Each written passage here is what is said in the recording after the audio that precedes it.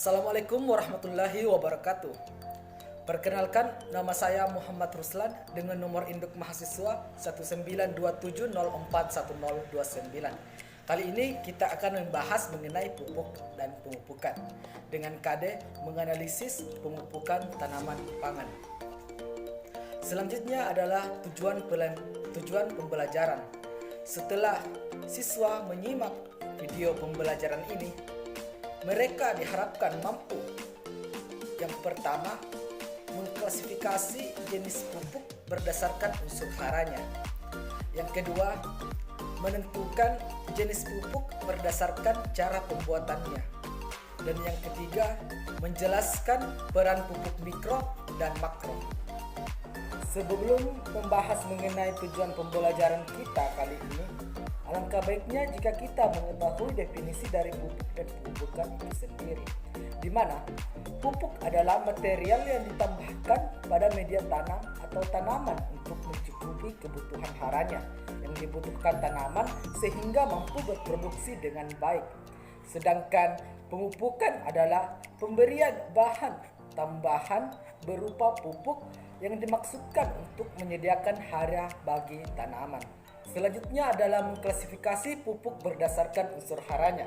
Klasifikasi pupuk berdasarkan unsur haranya terbagi atas dua, yaitu pupuk tunggal dan pupuk majemuk, di mana pupuk tunggal adalah pupuk yang mengandung satu unsur hara saja.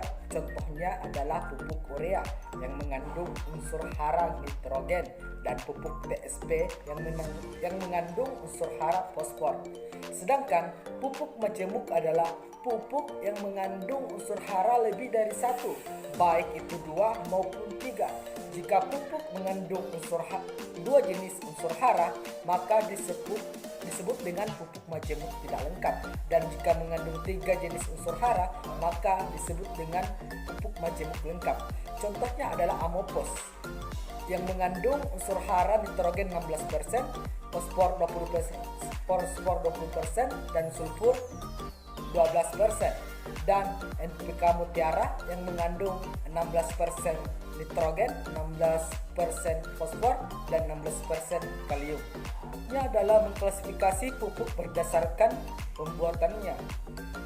Klasifikasi pupuk berdasarkan pembuatannya terbagi atas dua, yaitu pupuk alam dan pupuk buatan, di mana pupuk alam yaitu pupuk yang terjadi secara alami tanpa rekayasa dari manusia melalui industri atau pabrik. Contohnya yaitu pupuk kandang, pupuk kompos, seresa, humus, dan sebagainya. Sedangkan pupuk buatan adalah pupuk yang dibuat di pabrik dengan mengelola sumber daya alam atau bahan mineral yang menggunakan reaksi kimia atau fisika yang mengandung unsur hara tertentu. Contohnya urea, sp36, NPK, dan sebagainya. Selanjutnya adalah peran unsur hara makro dan mikro. Unsur hara makro adalah unsur hara yang dibutuhkan tanaman dalam jumlah besar seperti nitrogen, fosfor, kalium, sulfur atau belerang, kalsium, magnesium. Peran nitrogen bagi tanaman yaitu yang pertama, merangsang pertumbuhan vegetatif tanaman secara keseluruhan, khususnya pertumbuhan akar, batang, dan daun.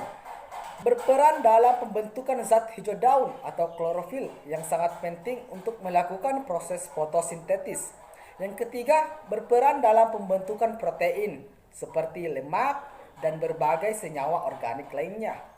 Yang kedua adalah fosfor. Berfungsi untuk merangsang pertumbuhan akar, khususnya akar benih dan tanaman muda.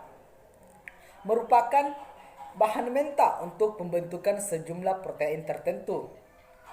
Membantu proses asimilisasi dan pernapasan tanaman. Mempercepat pembungaan dan pemasakan biji dan buah. Yang ketiga adalah kalium, di mana kalium berfungsi untuk membantu pembentukan protein dan karbohidrat, memperkuat tanaman sehingga daun, bunga, dan buah tidak mudah rontok atau gugur.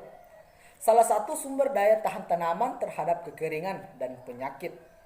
Yang keempat adalah kalsium, di mana kalsium berfungsi untuk merangsang pembentukan bulu-bulu akar, merangsang batang tanaman, dan merangsang pembentukan biji.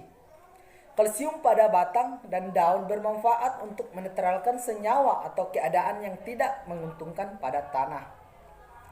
Yang kelima adalah magnesium, di mana magnesium berperan dalam pembentukan zat hijau daun atau klorofil, karbohidrat, lemak, dan senyawa minyak yang dibutuhkan tanaman, berperan dalam transportasi fosfat di dalam tanaman.